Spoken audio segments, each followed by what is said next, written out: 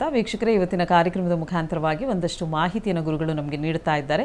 ಇವತ್ತಿನ ಕಾರ್ಯಕ್ರಮದಲ್ಲಿ ಪಂಡಿತ್ ದಿನೇಶ್ ಗುರೂಜಿಯವರು ನಮ್ಮೊಟ್ಟಿಗೆ ಇದ್ದಾರೆ. ಇದು ನೇರ ಪ್ರಸಾರ ಕಾರ್ಯಕ್ರಮ. ನೀವು ಕೂಡ ಕರೆಗಳನ್ನು ಮಾಡಬಹುದು, ನಿಮ್ಮ ಸಮಸ್ಯೆಗಳಿಗೆ ಪರಿಹಾರವನ್ನು ಕಂಡುಕೊಳ್ಳಬಹುದಾಗಿದೆ.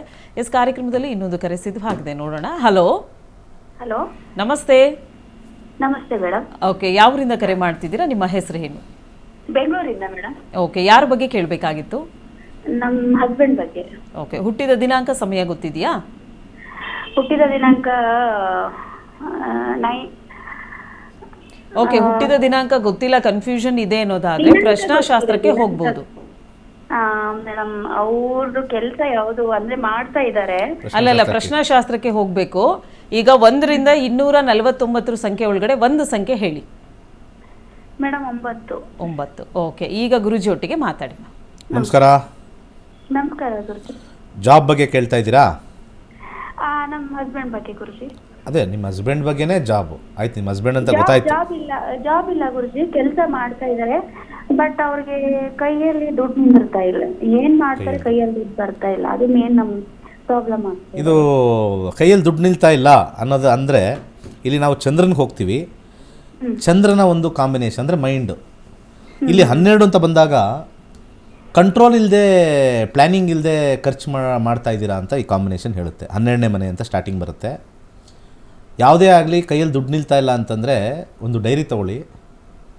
ಡೈರಿ ತೊಗೊಂಡು ಬಂದಿರತಕ್ಕಂಥದ್ದು 1ನೇ ತಾರೀಕಿಂದ ಅಥವಾ ಇವತ್ತು ಏನು 3ನೇ ತಾರೀಕು, ಇವತ್ತಿಂದ ಯಾವುದಕ್ಕೆ ಕೊಟ್ಟೆ ಅಂತ ಬರೀರಿ. ದಯವಿಟ್ಟು ನಾನು ಹೇಳಿದ್ದು ಫಾಲೋ ಮಾಡಿ. ಯಾಕಂದರೆ ಜ್ಯೋತಿಷ್ಯ ಅಂತಂದರೆ ಈ ಗ್ರಹ ಸರಿ ಇಲ್ಲ, ಆ ಗ್ರಹ ಸರಿ ಇಲ್ಲ ಅಂತಲ್ಲ. ಇದು ನಮಗೆ ನಾಲೆಡ್ಜ್ ಕೊಡುತ್ತೆ. ಗ್ರಹಗಳ ಸಮಸ್ಯೆಯಿಂದನೂ ಕೂಡ ಇದು ಹೇಳುತ್ತೆ, ಅಥವಾ ಸ್ವಯಂ ಸಮಸ್ಯೆಯನ್ನು ಹೇಳುತ್ತೆ. This is more of a relative with self. So ಎಲ್ಲೋ ಕೂಡ ದೆ ಲ್ಯಾಕ್ ಪ್ಲ್ಯಾನಿಂಗ್. ಯಾಕಂದರೆ ಇಲ್ಲಿ ಗ್ರಹಗಳಲ್ಲಿ ಇನ್ಕಮ್ ಬರ್ತಾ ಇದೆ ಅಂತ ತೋರಿಸ್ತಾ ಇದೆ, ಖರ್ಚು ಮನೆಗೆ ಮಾಡ್ತಾ ಇದ್ದಾರೆ ಅಂತಲೂ ಬರ್ತಾ ಇದೆ. ಸೊ ಖರ್ಚು ಜಾಸ್ತಿ ಆಗ್ತಾಯಿದೆ, ಕೈ ನಿಲ್ತಾ ಇಲ್ಲ ಅಂತಂದರೆ ಏನು? ಎಲ್ಲೋ ಪ್ಲ್ಯಾನಿಂಗಲ್ಲಿ ಇರ್ತಕ್ಕಂಥದ್ದು ಬರಿಬೇಕು. ಬಂದಿದ್ದ ತಕ್ಷಣ, ಫಾರ್ ಎಕ್ಸಾಂಪಲ್ ಇವತ್ತು ನಾವು ಬಲ್ಪ್ ಹೋಯ್ತು, ಏನೋ ಒಂದು ಮನೇದು ಬಲ್ಪ್ ಹೋಯ್ತು, ಸಡನ್ನಾಗಿ ಹೋಗೋದು, ಯಾವುದೋ ಒಂದು ರೇಟ್ ಕೇಳಿಬಿಟ್ಟು ತಂದು ಹಾಕ್ಕೊಳ್ಳೋದು. ಆ್ಯಕ್ಚುಲಿ ಡ್ರಾಯರ್ ಓಪನ್ ಮಾಡಿದ್ರೆ ಹಳೇದು ಯಾವುದೋ ಒಂದು ಬಲ್ಪ್ ಇರುತ್ತೆ, ಅದನ್ನು ಹಾಕ್ಬೋದಾಗಿತ್ತು. ಸೊ ಜನ ಫಸ್ಟು ಇದೇ ದುಡ್ಡು ಇದೆ ನನ್ನ ಹತ್ರ, ಅದನ್ನು ತಗೊಂಡು ಪೋಲ್ ಮಾಡೋಣ ಅನ್ನೋ ಮನಸ್ಥಿತಿ ತುಂಬ ಜನಕ್ಕಿದೆ. ಮೈಂಡ್ ಯಾವಾಗ 12ನೇ ಮನೆ ಏನು ಚಂದ್ರ ತೋರಿಸ್ತಾ ಇದೆ, ಆ ಮೈಂಡನ್ನ ನಾವು ಕಂಟ್ರೋಲ್ ಮಾಡಿಕೊಂಡ್ರೆ ಪ್ರತಿ ದಿವಸ ಏನು ಖರ್ಚು ಮಾಡ್ತಾ ಇದ್ದೀವಿ ಅದು ಬರಿತಾ ಹೋದರೆ, ಇಲ್ಲಿ ಏನು ಹೇಳ್ತಾ ಇದೆ ಅದನ್ನು ನಾವು ಪ್ರಾಕ್ಟೀಸ್ ಮಾಡಬೇಕು.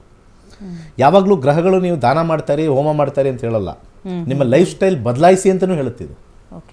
ಅದನ್ನೇ ನಾನು ಹೇಳಿದ್ದು, ಪ್ಲಾನೆಟರಿ ಇಂಟೆಲಿಜೆನ್ಸ್. ಇಲ್ಲಿ ಚಂದ್ರ 12ನೇ ಮನೆ ಇದೆ ಅಂದರೆ ಮನಸ್ಸು ಯಾವಾಗಲೂ ಖರ್ಚು ಮಾಡೋದ್ರಲ್ಲೇ ಇದೆ. ಯಾರೋ ಬಂದರು, ಏನೋ ಒಂದು ಬಂದು ಮನೆಗೆ, ಸರ್ ಇದು ಏನೋ ಇಟ್ಟಿದ್ದೀವಿ, ಸ್ವಲ್ಪ ದುಡ್ಡು ಕೊಡಿ ಅನ್ನೋದು. ಕೆಲವರು ಏನು ಮಾಡ್ತಾರೆ, ಎಣಿಸ್ಕೊಂಡು 50 ರೂಪಾಯಿ ಕೊಟ್ಟು ಕಳಿಸ್ತಾರೆ, 100 ರೂಪಾಯಿ. ಇವರೇನು ಎದ್ದಿದ ತಕ್ಷಣ ನನಗೆ ಜೋಶ್ ಅಂತ ಹೇಳ್ಬಿಟ್ಟು 500 ರೂಪಾಯಿ ಕೊಟ್ಬಿಡೋದು. So somewhere the lack of planning. So planetary positions. But ಇದು ಅವರ ಹಸ್ಬೆಂಡ್ ಅವ್ರ ಪ್ರಾಬ್ಲಮ್, ಇವ್ರದ್ದಲ್ಲ. ಇವ್ರಿಗೆ ಅದನ್ನು ಕಂಟ್ರೋಲ್ ಮಾಡೋಕ್ಕೆ ಗೊತ್ತಾಗ್ತಾ ಇಲ್ಲ. ಸೊ ಕೈ ದುಡ್ಡಲ್ಲಿ ನಿಲ್ತಾ ಇಲ್ಲ ಅಂತಂದರೆ ಯು ಹ್ಯಾವ್ ಟು ರೈಟ್. ಇದ್ರ ಜೊತೆಗೆ ಚಂದ್ರ 12ನೇ ಮನೆ ಇರೋದ್ರಿಂದ ಪ್ರತಿ ಸೋಮವಾರ ಅಕ್ಕಿಯನ್ನು ದಾನ ಮಾಡಿ. ಪ್ರತಿ ಸೋಮವಾರ ಅಕ್ಕಿ ದಾನ ಮಾಡ್ತಾ ಬಂದರೆ ಆ ಗ್ರಹ ಡಿಸ್ಪೆಲ್ ಆಗುತ್ತೆ, ಡಿಸ್ಪೋಸ್ ಆಗುತ್ತೆ. ಇವರಿಗೆ ಹಣ ಉಳಿಯೋದು ಜಾಸ್ತಿ ಆಗುತ್ತೆ.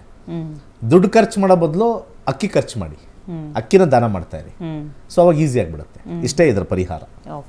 ಓಕೆ ಅಮ್ಮ, ಕರೆ ಮಾಡಿದ್ದಕ್ಕಾಗಿ ಧನ್ಯವಾದಗಳು. ನಿಮ್ಮ ಸಮಸ್ಯೆಗೆ ಪರಿಹಾರವನ್ನು ಗುರೂಜಿಯವರು ತಿಳಿಸ್ಕೊಟ್ಟಿದ್ದಾರೆ. ಇದ್ರ ಬಗ್ಗೆ ಹೆಚ್ಚಿನ ಮಾಹಿತಿ ಬೇಕು ಅಥವಾ ಡೀಟೇಲ್ ಇನ್ಫಾರ್ಮೇಷನ್ನ ನೀವು ಕಲೆಕ್ಟ್ ಮಾಡ್ಕೊಳ್ಬೇಕು ಅನ್ನೋದಾದರೆ ನಿಮ್ಮ ಟಿವಿ ಸ್ಕ್ರೀನ್ ಮೇಲೆ ಕಾಣ್ತಾ ಇರುವಂಥ ನಂಬರ್ಗೆ ಕರೆ ಮಾಡಿ ಹೆಚ್ಚಿನ ಮಾಹಿತಿಯನ್ನು ನೀವು ಪಡ್ಕೊಳ್ಬಹುದಾಗಿದೆ.